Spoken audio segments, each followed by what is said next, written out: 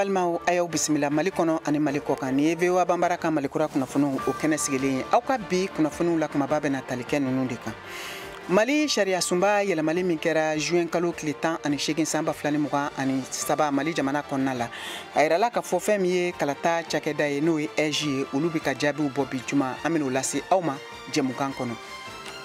Bamako dugu kɔnɔna la bi juma sɔgɔmada in na faso jamatɔn caman i n'a fɔ yɛrɛwolo olu bɔra ka taama dɔ kɛ min bɛ wele ko caravane walasa ko ka se ka Mali jamana ɲɛmɔgɔw kɔkɔrɔma don ka kɛ ni duniya keleyatɔnba Nations Unies u ka tagali min n'o kunnafoniw binna k'a fɔ k'u ka Mali jamana bila an bɛn'o fɛnɛ lase aw ma jɛmukan kɔnɔ an taa Koro Bayangarakaw fɛ yen kunu alamisa u ka dugudenni dɔ min bɛ wele ko Cunga n'a filɛ nin ye lafiyala o sigida la duguden mɔgɔ 12 olu fagara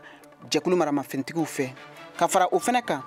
musow ka kɛnɛ o bɛ sigi juma o juma an fɛ bi an ye Mali muso denmisɛnnin ŋana dɔ bisimila min bɛ wele ko Mama Traoré ale ye sɔrɔ busoninkɛla ye kɛnyɛrɛ ye nasiraw fɛ ka bɔ Philadelphie a b'an bolo kumaso kɔnɔ yan ni waati in na an n'a bɛna masala jɛmukan kɔnɔ Mama i n'u la Mariam an ka foli b'aw ye Nunu bɛna kɛ aw ka kunnafoniw la kumaba dɔ ye ka fara kunnafoni caman wɛrɛw kan min bɛɛ lajɛlen bɛna tɛntɛn ni sangani in kɔnɔ ka lase aw ma Mariam Traoré fɛ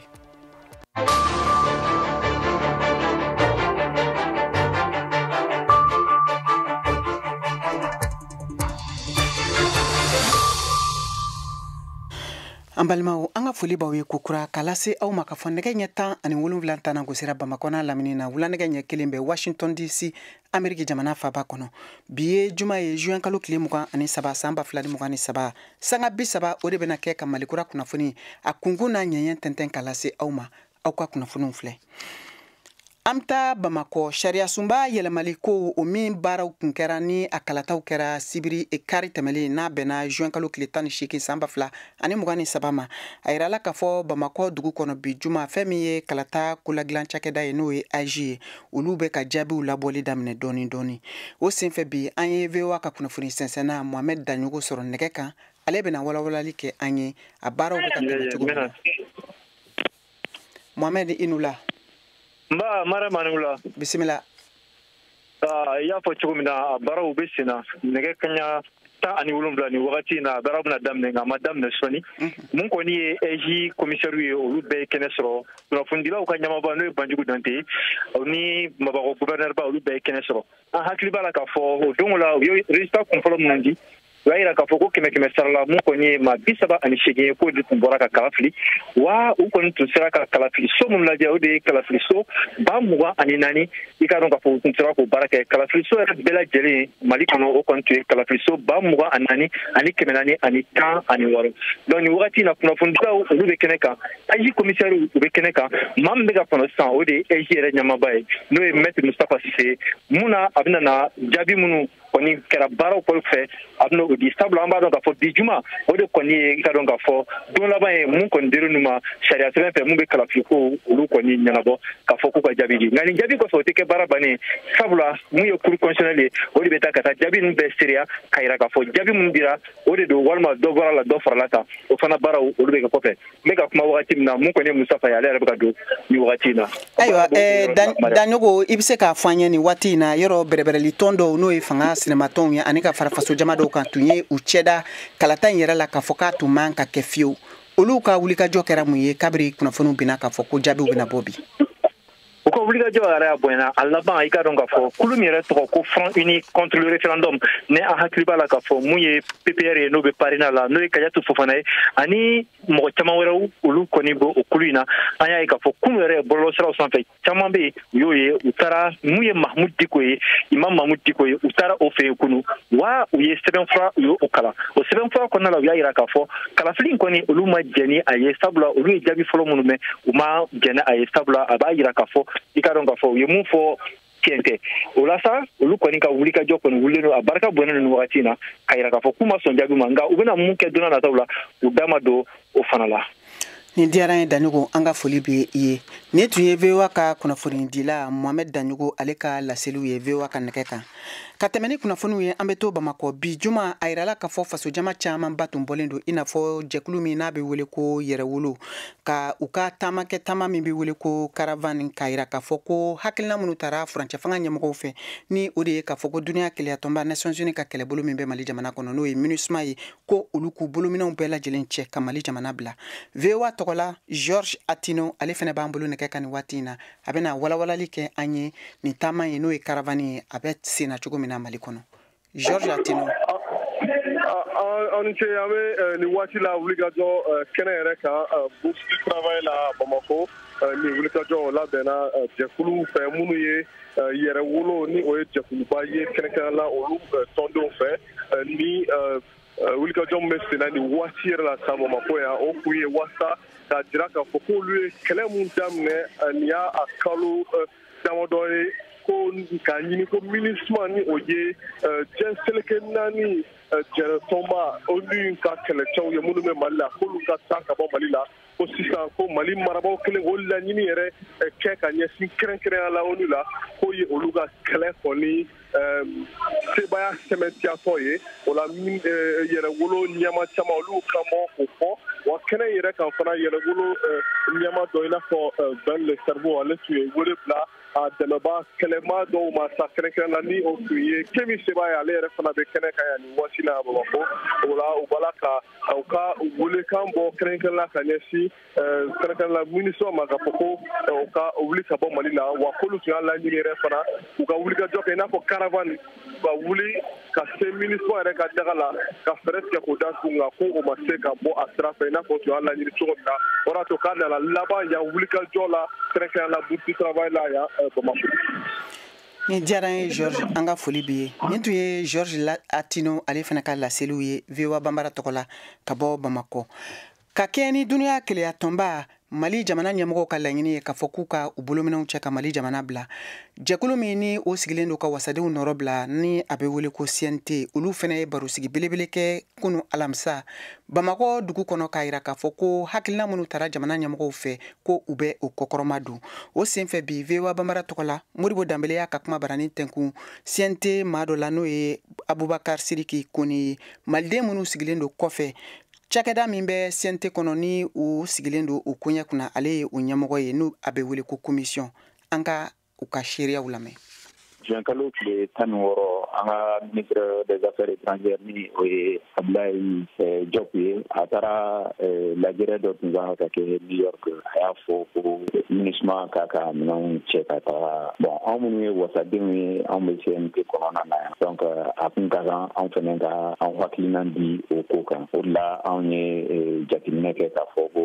an ka sɛbɛn kɛ sɛbɛn min kɔnɔ anw hakilina ye mun ye an bɛ o fɔ MINUSMA bɛ Mali la yan ye a san 10 ɲɔgɔn ye mais MINUSMA nana baaraba dɔw de tun bɛ yen minnu kun confielen don MINUSMA la a baara fɔlɔ ye ka jamana basigi ani a filanan ye ka Mali dɛmɛ ka terrorisiw kɛlɛ i b'a sɔrɔ a baara bɛɛ ma se bon o wagati fɛnɛ kɔnɔ Mali président min o ye colonel Assimi Goïta ye a y'a kɛ walasa Mali ka se ka an ka golomasigi tabagaw ka se ka former Mali yɛrɛ sɔrɔsiw yɛrɛ bɛ se k'u yɛrɛ ta gouvernement kelen ka kuma fɔ an fɛnɛ CNT kɔnɔna na yan déclaration kɛ kunun k'a fɔ u ye kabi MINUSMA nana fɔ sisan est ce que a bɛ se ka fɔ dɔrɔn ko u ye fɛn fɛn kɛ a bɛɛ kɛra kolon de ye wa nana yan baara dɔw de confiera a la n y'a f'i ye a baara fɔlɔ ye ka jamana sumaya ka jamana basi ani ka terrorisme kɛlɛ donc ne fɛ ni o bɛ se ka juger o bɛ juger fila de la bon olu fila la aw yɛrɛ ɲɛ b'a la k'a fɔ résultat minnu sɔrɔla a tun ka d'an ye résultat wɛrɛw ka sɔrɔ minnu tagalen no ɲɛfɛ ka tɛmɛ nin bɛɛ kan quoi mais bibi in na aw b'a la ko MINUSMA ka taga ni MINUSMA taara Mali bɛ cogoya min na bi est ce que Mali yɛrɛ bɛna se ka a ka jamana a lakana sabati wa ni ye bi jati minɛ min ye terroriste kɛlɛ ye Mali yɛrɛ kɛlen bɛ ka i fanga da o la an ka golomasiri tabagaw caman formé la ensuite an ye minɛn caman sɔrɔ donc o minɛn caman sɔrɔlen o bɛ se ka kɛ sababuya ye k'a fɔ kɛlɛ min filɛ nin ye mɔgɔ wɛrɛ tɛna kɛlɛ kɛ anw place la anw yɛrɛ ka kɛlɛ de donc an b'a kɛ fo ka s'a dan. O wagati kelen na u ka cadre stratégique permanent ni marifatigi jɔkulu dɔw b'a kɔnɔna la u bɔra ka laseli kɛ ko olu sago tɛ ko MINUSMA ka taga aw bɛ jaabili jumɛn kɛ ka ɲɛsin mɔgɔ minnu CSP ka nin kuma in ma. wasadenw na n ye mɔgɔ minnu ko fɔ ko olu ye déclaration kɛ olu ka représentant bɛ CNT kɔnɔ yan minnu y'a fɔ ko olu sɔnna fɛnɛ MINUSMA ka tagali ni fɛnw ye a bɛ i b'a fɔ ko ni baara kɛla mɔgɔ bɛɛ bɛ hakilina di a kan mais min ye tiɲɛ ye bi na c'est que jama fanba bɛɛ ko MINUSMA ɲɛci ni fɛn ninnu ka dɔgɔ an ka jamana la u ka minɛnw di an ka golomasiri tabagaw ma an yɛrɛ ka se ka an yɛrɛ ta ka an yɛrɛ jɔ an kolo la. Ka kɛ ni Mali jamana ɲɛmɔgɔw ka nin laɲini ye min bɛ tali kɛ duniya kelenya tɔnba Nations Unies a ka kɛlɛbolo MINUSMA ka Mali bilali kan a ŋunuŋunukan kɔni cayalen don Bamakɔ malidenw ni ɲɔgɔn cɛ o kama VOA ka kunnafonidila Mariam Kuyate wulila ka se maliden dɔw ma Bamakɔ a ye hakilinaw ni seereya minnu sɔrɔ an ka jɛ an k'o lamɛn.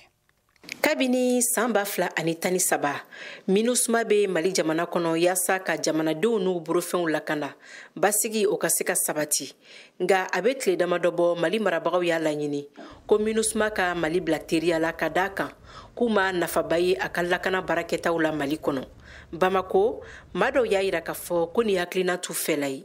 Karim Traoré politikitɔ min be wele ko Alliance politique jigiya kura o tɔnden don. Ni olu ko ko MINUSMA ka taa i b'a sɔrɔ a fɛlɛ b'o bolo MINUSMA bɛ jɔda min na jamana kɔnɔ i b'a sɔrɔ a fɛlɛ b'o bolo ka se ka minɛnw fa donc MINUSMA ka se an ka jamana kɔnɔ fana o ma n'o yɛrɛ ma jamana de y'a laɲini o ka se yan MINUSMA an tɛ se k'a fɔ ko jɔda ma ye a la n'i y'o fɔ c'est comme si o ye fɛn fɛn kɛ an ka jamana kɔnɔna la bɛ kɛ fitiriwaleyaba de ye. La preuve n'est que a ka dan dɔrɔn malien dama min bɛ baara kɛ MINUSMA kɔnɔna la o bɛ œuvre minnu kɛ ka ɲɛsin an ka population ma fɔɲɔgɔnkɔ min bɛ kɛ malien ni ɲɔgɔn cɛ ni o bɛ wuli ka jɔ kɛ pour que an ka se ka ɲɔgɔn faamu a ka dan o fana ma an bɛ se k'a fɔ ko jɔda b'a la. Ni dɔw hakilinanta ye ko MINUSMA y'a jeniyɔrɔ fa Mali kɔnɔ dɔw y'a yira k'a fɔ k'u ma nafa bɛrɛ ye a ka baarakɛlenw na. Jibril Sako kunnafonidila don. Ni ne yɛrɛ ka ɲininka ne b'a fɔ ko MINUSMA nali bibi kabira nana fo kana bila bila concrètement u ye mun kɛ an ka jamana kɔnɔ min bɛ se k'a to ko an bɛ se ka an sigi a kan k'a fɔ ko MINUSMA ka to yan ne ɲɛ t'a la donc ni MINUSMA taara peut-être que u bɛ se ka kɛ an ma halisa solution ɲuman ye an ka jamana bɛ se k'a yɛrɛ sɔrɔ cogo minnu na. MINUSMA n'a bɛ lakana sabatili jɔyɔrɔ la a bɛ san caman bɔ bi kɛrɛnkɛrɛnnenya la Mali kɔrɔyan fan fɛ a bɛna taa ka yɔrɔ lankolon minnu to Cheikh Umar Jara ka yeta la ko armée Mali bɛ se k'o jɔyɔrɔ fa. Fɛn min ye MINUSMA ka tali a diyara ne fo ka fɔ k'a to ten o nana ko min kama ni dɔ tɛ ka fara gɛlɛya kan fɛn tɛ ka bɔ a la an ka finitigiw bɛ yɔrɔ min na bi jɔn ko a la u se k'an ka jamana lakana o la an b'a ɲini MINUSMA fɛ u k'u ka kasaw kuru ka jamana in bila joona joona o kɔni ka d'an ye. Burahima Sulu ale ye kunnafonidila ye a ka fɔta la ko kuma tagala ka dan kɛ MINUSMA ka toli n'a ka tobaliya k'o na dɔn waati kunkurunin kɔnɔ. Maliyɛn ka faamuya la MINUSMA ani a ka minɛnw bɛɛ u kan ka kɛlɛ de kɛ o kɛlɛ o dun an ka autorité yɛrɛ olu b'a dɔn MINUSMA tɛ se ka o kɛlɛ kɛ an ka armée yɛrɛ nɔ na donc olu ta in bibi na ni kuma ninnu kɔni bɛ an bɛ to an b'o bila minɛn min kɔnɔ o ye populisme minɛn de kɔnɔ ne fɛnɛ ta don ne fɛnɛ ta tɛ sisan kɔni a fɔra ka ban ko u ka taa donc vote in an b'o de lajɛ a bɛ kɛ le 31 juin donc an b'o vote in ma kɔnɔ ka lajɛ. Min ye Mali wasabulon ɲɛma Malik Diaw ale kɔni ye jamana marabagaw ka ni hakilinanta in fo kosɛbɛ communiqué kɔnɔ. Mariam Kuyate ka laseli don ka bɔ Bamako VOA Bambara.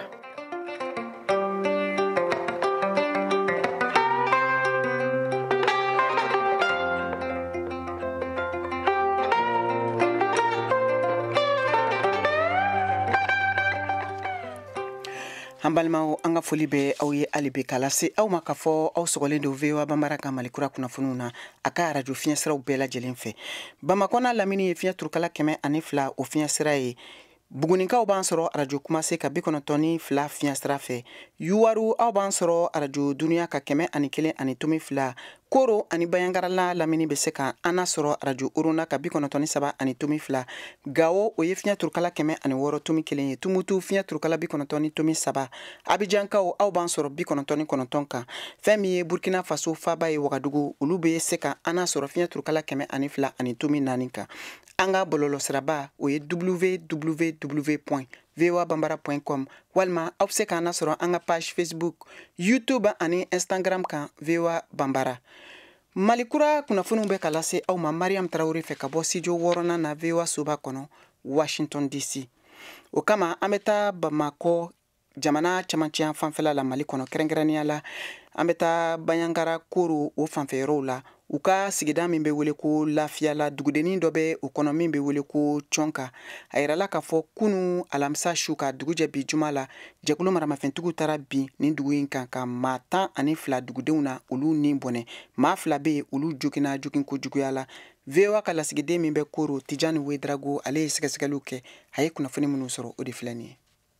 A kun bɛ waati jan bɔ bɔlɔlɔw sanfɛ maa caman y'u ka nisɔngoyaw n'u ka damakasiliw kɛ k'a yira k'a fɔ ko nin samiya donda in na kulu malifatigiw bɛ fɛ ka dankari kɛ k'a ɲɛsin Lafiyala n'a nɔkandugu bɛɛ lajɛlen ma.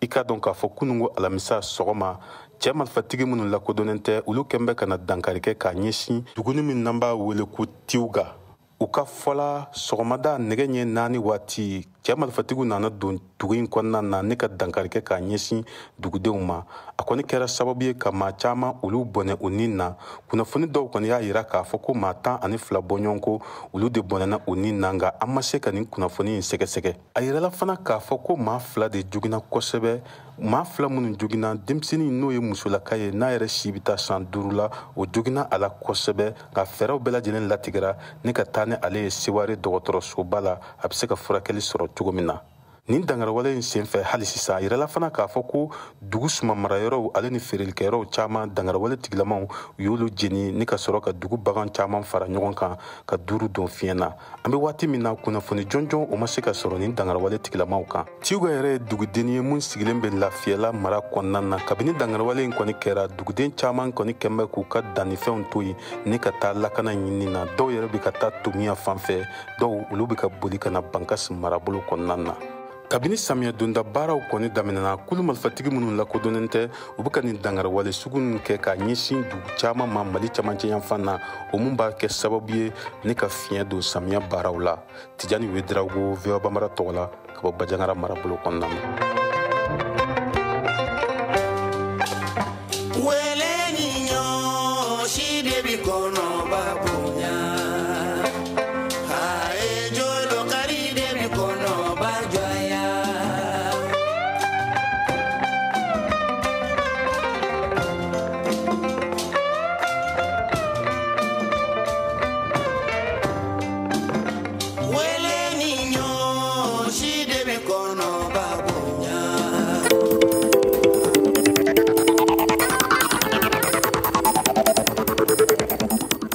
VOA Afrique ni VOA Afrique ye buna adamadenw lafiyara kunnafoniko la.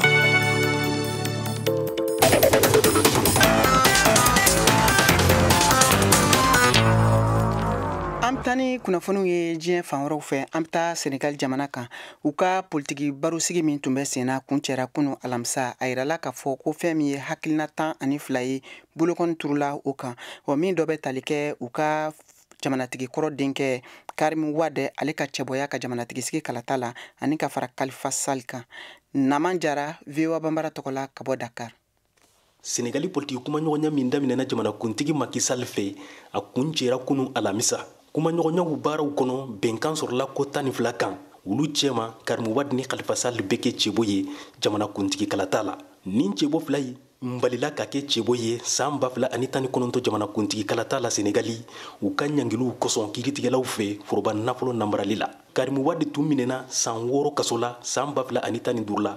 Khalifa Sall san 5 kaso dara a fana kan san 2018 la. Nin si ka kuma in kosɔn u bɛ kɛ cɛbo ye san 2024 jamanakuntigi kalata la Senegali. Bɛnkan ma sɔrɔ ko 4 minnu kan kumaɲɔgɔnya in kɔnɔ i n'a fɔ kalataw labɛn kɛcogo kan ka da kan fanga sina ni jamanadenw ka tɔnw n'o ye société civile ye u y'a jira ko mɔgɔ ka sugandi ka bila kalataw labɛn cakɛda ɲɛmaya la min tɛ politiki mɔgɔ ye walima minisiriso dɔ ka sigi sen kan kalataw labɛnw kama mɔgɔ dɔ ka kɛ minisiri ye min tɛ politiki kɛ nga marabagaw kɔni y'a jira ko kalataw bɛ labɛn cogo min na ka kɔrɔ senegali basi foyi ma deli ka y'o kɔnɔ wa u be se ka taa ni kalataw labɛnw baaraw ye o cogo kɔrɔ in na a jirala fana kumaɲɔgɔnya in kuncɛ baaraw kɔnɔ ko ni min kɛra jamanakuntigi ye a man kan ka bila a ka politiki tɔn ɲɛmaya la minnu minɛna kaso la politiki mankanw kosɔn k'u bɛɛ ka bila ko ɲangiliw fana ka dabila kalataw kosɔn kumaɲɔgɔnya in kɔni banna a ɲɛmaya tun bɛ mustafa ɲasi de bolo wasadenw ɲɛmakɔrɔ bɛnkan sɔrɔla ko 12 minnu kan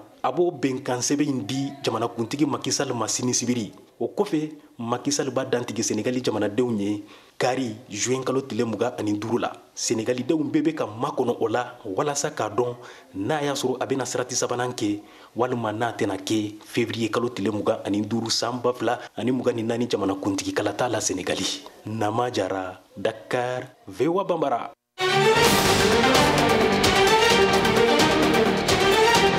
dɔgɔkun 2 tɛmɛnen kɔ ka kɔn duniya kelenya tɔn ka baarakɛda min bɛ wele ko mission multidimensionnelle de stabilisation intégrée mali la n'o ye MINUSMA o ka fanga kuraya mali fanga y'a ɲini o yɔrɔnin bɛɛ la ko MINUSMA ka bɔ yen aw fɛ yala MINUSMA ka kan ka bɔ yen wa aw hakilina ye jumɛn ni minnu b'a fɛ k'u da don an ka ni sibiridon juin kalo o tile 24 baro la a y'a tulo sɔgɔ VOA Afrique an b'a fɔ kɛnɛ kan ayiwa nin jamukan nin a kana fɔ kɔ dɛ. an bɛ na ni kunnafoniw ye ameriki jamana kan yan indi jamanatigi n'o ye Narendra Modi ye ale bonyana ni k'a bisimila ko ɲuman ameriki jamanatigi Joe Biden fɛ min kɛra surafana dun dɔ senfɛ ameriki masayaso Maison Blanche kɔnɔna la o senfɛ Mohamed Touré VOA tɔgɔ la ale bɛ o kunnafoniw lase. Modi tɛ dɔn a ka nisɔndiya fɛ nka a ye dunan 400 ɲɔgɔntɔ ɲɛna a ka bonya bɛɛ kɔnɔ. Modi ye tulonkɛ kɛ ko एक नया रूप ले रहा है b'a dɔn ko aw ka jatigila y'aw ka dunan bila ka dɔnkili da ne tun b'a fɛ fana ka dɔnkili da aw bɛɛ ɲɛkɔrɔ dunanw ka lisi sɛbɛn kɔnɔ mɔgɔ dɔw tun bɛ yen minnu bɔra jago finidon cogo ɲɛnajɛ ani fɛn wɛrɛw la dabɔba Ralph Lauren ja walima film dilanbaga Monsieur Night Shyamalan ani tenniskɛla Billie Jean King ye u ka kumakanw magaya ni Apple, Google ani Microsoft ɲɛmɔgɔ ye jatigila n'o ye Monsieur Biden n'o ma nisɔndiya kosɛbɛ a ka bonya la o hakili jigira ko a y'a fɔ san 20 ye nin ye. One of the fundamental reasons that I believe the U.S.-China relationship is not in the space it is in the U.S.-Indian relationship. N'a tun ye Amerik sanfɛ wasablon n'o ye Sena ka jamana kɔkan ɲɛnabɔ jɛkulu ɲɛmɔgɔ ye ko diɲɛ bɛna da la kosɛbɛ ni Amerik ni Hindu jamana kɛra diɲɛ teri sɛbɛw ni jɛɲɔgɔnya ye hali ni danfara bɛ adamadenw ka jɔsariya kan ani Hindu jamana ka jɔyɔrɔ kan Irisila ka kɛlɛ la Ukraine Biden ye fanga ka wele sabanan lase Modi ma jamana ka taama na o weleli nin kɔnɔ jamana ka jatigi la surafana dumuniba tun bɛ yen o yɔrɔ la o ye bonyaba ye ciden juru siratigɛ la Ameriki bɛ min mara a jɛɲɔgɔn gɛrɛgɛrɛw ye.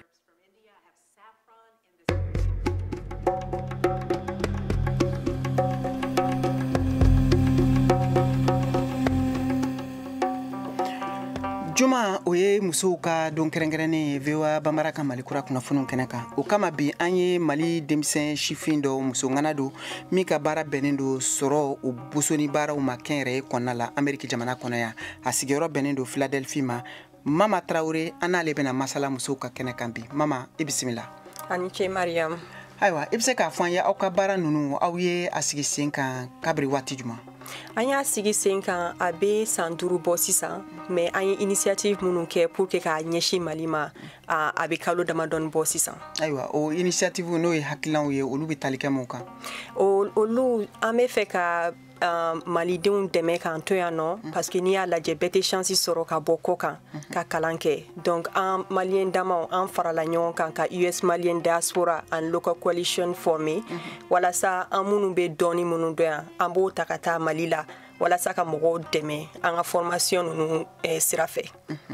n'i ye jateminɛ kɛ aw ka baara fanba bɛ tali kɛ sɔrɔ busuni kan kɛnyɛrɛye nasiraw fɛ o b'a yira k'a fɔ aw bɛ kɛnyɛrɛye kɔnɔ kosɛbɛ yala kabiri baara ɲini ani hakilina ninnu sigira sen kan aw ye mun ni mun sɔrɔ ka kɛ yan ani aw sera ka mun kɛ Mali jamana kɔnɔ an ye min sɔrɔ ka kɛ yan an sera ka investisseur caman sɔrɔ surtout CFA ka niveau la n'ala sɔnna an n'u kan ka ɲɔgɔn ye ambassade du Mali à Washington n'a ye ɲɔgɔn ye an bɛna Maliko ɲɛf'u ɲɛna an bɛ se ka taa n'u ye cogo min na et en même temps u ka taa Mali la ka investi ka partnership kɛ n'an ka mɔgɔw ye ayiwa o hakilina minnu ni olu talen filɛ nin ye ni malidenw minnu b'a fɛ ka dɛmɛ dɔw sɔrɔ aw ka baara ninnu kɔnɔna la a kɛra minnu bɛ Mali kɔnɔ yan o walima minnu sigilen bɛ Mali kɔfɛ olu bɛ tɛmɛ sira jumanw de fɛ ka se ka aw lasɔrɔ yala site web b'aw bolo n'o ye bɔlɔlɔ ye walima aw bɛ lasɔrɔ cogo di aw bɛ baara kɛ cogo min ni malidenw ye Amérique yɛrɛ kɔnɔ yan fɔlɔ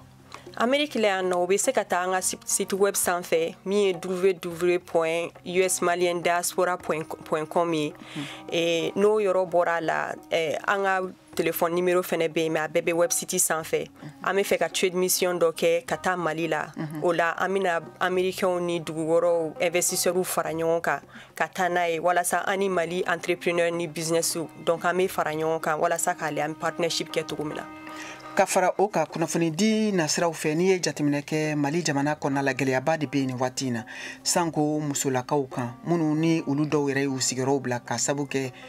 crise n'o ye fitinɛ min bɛ jamana kɔnɔna la i b'a sɔrɔ caman de bɛ yen u bɛ camp de réfugiés la yɔrɔw ɲɛfɛ aw ka hakilina dɔw senfɛ baara ɲɔgɔnya sira dɔw bɛna tɛmɛ an n'olu cɛ wa Exactement an ka ni initiative ninnu yɛrɛ caman dabɔlen do de kama parce que n'i y'a lajɛ muso caman bɛ yen ani denmisɛnninw olu donnen tɛ entrepreneuriat in kɔnɔna la kosɛbɛ mais nin kɔnɔna la an bɛna lajɛ an bɛ se ka fond minnu bila sur place ani formation walasa k'u dɛmɛ u ka se ka kɛ n yɛrɛ ye dɔ k'u yɛrɛ ye et en même temps ka partnership ya sɔrɔ ni extérieur mɔgɔw ye et ça aussi c'est avec en partenariat avec US ambassade des États-Unis au Mali et aussi un gouvernement.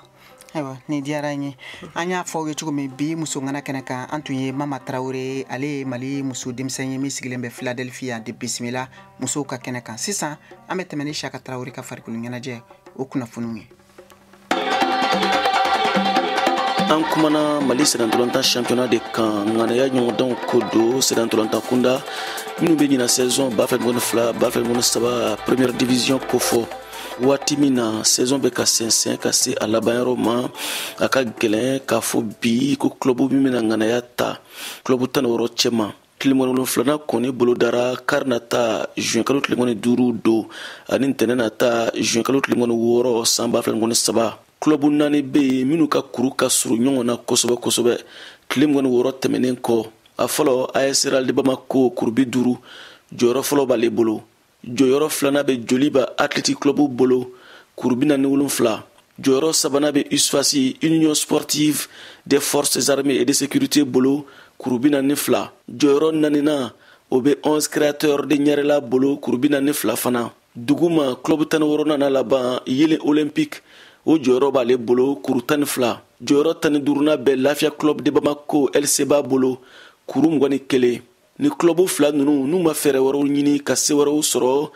u ni jigini ka taa 2e division na u ka surun fo ka fɔ a to ten min ye Stade Malien de Bamako ye Bamako jɛmaw ko do club min ye ɲina saison 2023 Coupe du Mali jɔnjɔn ta a ka gɛlɛn ale ka laɲini filanan ka se ka sabati hakilina jigina Stade Malien de Bamako kelen ka Coupe du Mali jɔnjɔn ta juin kalo tile 10 tɛmɛnen a ka sɛdantolantana dɔw tun y'a yira k'u ma jɛn championnat jɔnjɔn kɔ k'u b'a fɛ k'o fana ta ka double kɛ o laɲini ɲɛ sɔrɔli tan o ma nɔgɔn n'i b'a dɔn ko Stade Malien de Bamako bɛ jɔyɔrɔ 7 na tile 6 tɛmɛnen kɔ kuru 37 b'a bolo o kɔrɔ b'a yira ko ni club 4 fɔlɔ jɔyɔrɔ ka jan n'o ye AS Real de Bamako Joliba Athletic Club USFASI ani 11 créateurs de Ɲarela VOA Bambara tɔgɔ la Bamako Siyaka Traoré ka laseli do an balimaw a y'a faamu cogo min na ni de bɛna dan sigi aw ka bi jɛmu kan na o kama an bɛ folikan laban ani kuma laban di an balimamuso ma n'o ye Mama Tarawele. Ne bɛ maliyɛnw fo kosɛbɛ maliyɛnw ne b'aw fo vraiment aw ka cɛsiri ani aussi an ka autorités surtout ministre des Maliens de l'extérieur o y'an ka mɔgɔw de soit kunu walasa an ka lajɛ an bɛ se ka baara in kɛ cogo min na an bɛ se ka malidenw dɛmɛ cogo min ani États-Unis ambassade surtout ambassadrice n b'aw bɛɛ fo kosɛbɛ aw ka cɛsiri la. Ayiwa an balimaw an ye min sɔrɔ ka di aw ma o de tun ye nin ye aw ni ce aw ka kulomajɔ la aw k'an bɛn waati wɛrɛ. Allahu Akbar ala yese kereceno ko masaba matika duwaule ori basimo mangala ala basakuna ikoko kera kale no do la medeju Allahu Jabaru Allah subhanahu wa ta'ala ko kale ka deli aramane arahim kangale nyini delili ko ala yan jigingo ala basagola ayamolo jigi Allah ku yere deme ale fene bi deme ale ga deme beteme yere deme ko fe angonte baraka ga sigi ka ala fle wale ma mori gene suma ge ba beke solliciter un concert de Dieu pour avoir la main de Dieu. Le parasite paraissait pas ça que son Dieu suffira pour la main de Dieu. Wajuluge yoro la fura fere Azizu dayanu masadaka yensere daga wolovla examen bigi barala kasoro karamogo yere ikuru de fudela ine couverture kara business ye ma wudu kara commerce